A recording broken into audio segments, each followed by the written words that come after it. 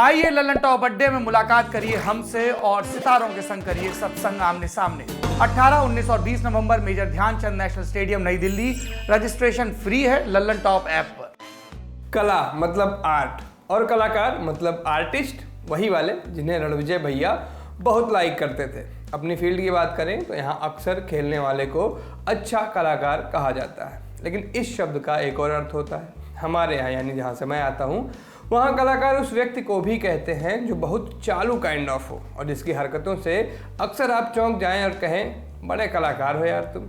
खैर, अब कलाकारों से आगे निकलते हैं और चलते हैं अपने शो की तरफ जिसका नाम है सिली पॉइंट। आज के इंट्रो ने अगर आपको कंफ्यूज किया तो धैर्य रखिए, हम हैं सारी कंफ्यूजन दूर करके ही दुकान बढ़ाएंगे। हाँ, तो आज कला और कलाकारी से शुरुआत इसलिए हुई क्योंकि आज के शो में हम कुछ कलाकारों की बात करेंगे।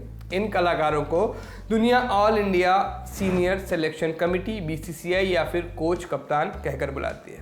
इतनी बड़ी जनसंख्या को लपेटने के पीछे मकसद जानना है तो परेशान मत होइए, वो भी बताएंगे। हाँ, तो इन कलाकारों ने मिलकर कुछ प्लेयर्स चुने थे जो अभी अभी ऑस्ट्रेलिया में T20 वर्ल्ड कप का सेमीफाइनल हार कर न्यूजीलैंड की ओर पहुंचे हुए हैं। इन प्लेयर्स ने जो किया वो तो सबको पता है, सब कुछ शांतिपूर्वक तरीके से हुआ। लेकिन आज बात करेंगे इन प्लेयर्स को चुनने के बाद हुई उस भयानक गलती की जिस पर हमने अभी तक कम चर्चा की है।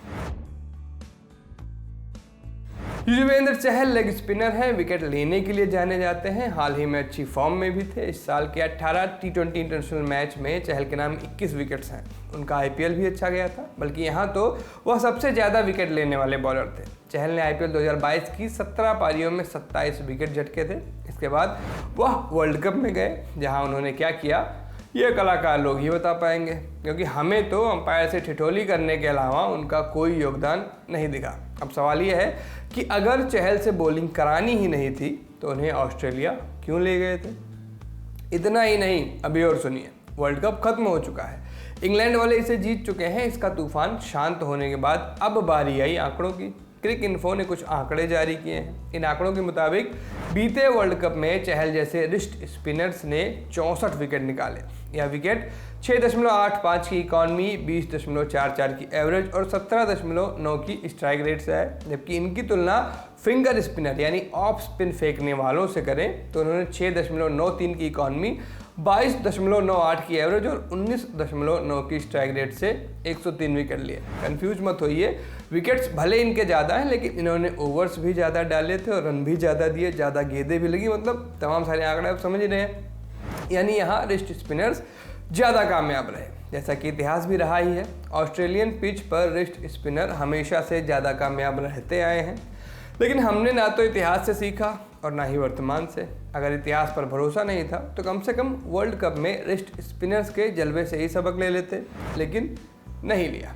क्यों नहीं लिया? क्योंकि हमारे कोच और कप्तान की जोड़ी यही चाहती थी, और अगर ये लोग यही चाहते हैं तो यही करेंगे, क्योंकि इन लोगों की इमेज साफ सुथरी है। ये कूल लोग हैं जिन्हें गुस्सा नहीं आता और भी पता नहीं क्या क्या। कुछ ही महीने पहले तक तमाम नाटक करके इन्हें टीम इंडिया की बागडोर सौंपी गई।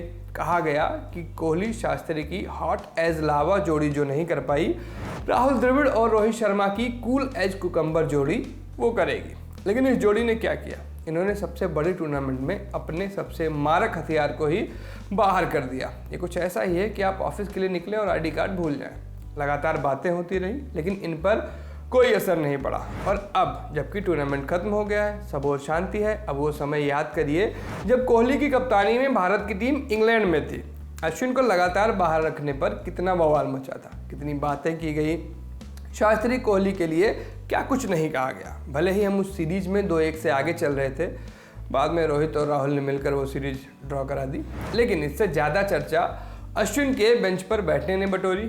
और अब जबकि हम वर्ल्ड कप के सेमीफाइनल से बाहर हो चुके हैं, सब लोग रोहित और राहुल को डिफेंड कर रहे हैं। कहा जा रहा है कि और मौके मिलने चाहिए। वैसे मौके तो मिलने ही चाहिए, क्योंकि सिर्फ 2 बड़े टूर्नामेंट, ध्यान दीजिएगा, सिर्फ 2 बड़े टूर्नामेंट हारने से कोई खराब कैप्टन या कोच थोड़े हो जाता है। लेकिन लगातार खराब टीम कॉम्बिनेशन चुनने वाली गलती का क्या किया जाए?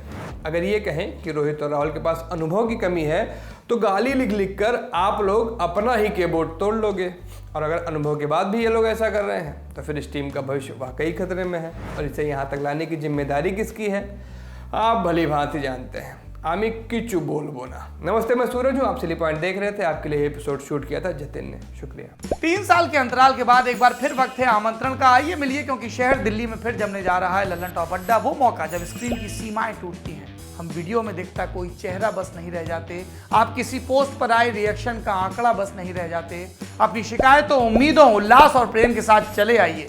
पता है, मेजर ध्यानचंद नेशनल स्टेडियम, तारीख 18, 19 और 20 नवंबर। इंतजार सिर्फ आपका।